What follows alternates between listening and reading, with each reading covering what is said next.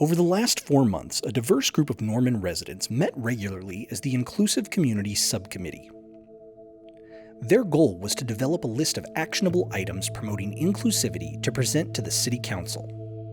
At the January 28th City Council meeting, the Council acted on one of these items as Mayor Bria Clark issued a proclamation formally apologizing for Norman's history as a sundown town. Item 7, Proclamation 1920-27, a Sundown Town apology and reconciliation proclamation of the City of Norman, publicly condemning and apologizing for historical sundown practices in Norman and renewing its commitment to building an inclusive community, firmly dedicated to inclusivity, equality, and justice for all residents. This proclamation was accepted by longtime Norman resident and director of the Advanced Studies program in the Department of Human Relations at the University of Oklahoma, Dr. George Henderson. Dr. Henderson and his wife moved to Norman in 1967 when he accepted a position at the University of Oklahoma. He and his wife were the very first African-American couple to own property in Norman, a fact that wasn't welcomed by many in the community at the time. It was like a tale of two cities, the best of times and the worst of times. The worst of times is understanding what hate really means and looks like up close and personal. The best of times meaning what friends mean and look like up close and personal. You get both. But it also, for us, it meant that there was more love and acceptance than hatred.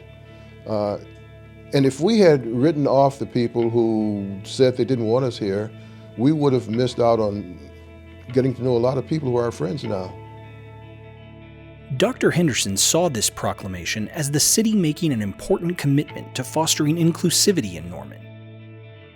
Going forward, it means that we understand quite clearly what the terms of engagement happens to be.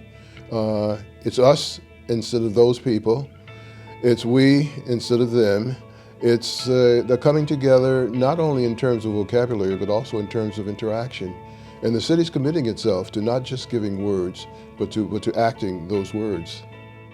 Having lived in Norman for over 50 years, Dr. Henderson has witnessed firsthand how the concepts of inclusivity and diversity have grown and evolved in Norman, but he still has things he would like to see change.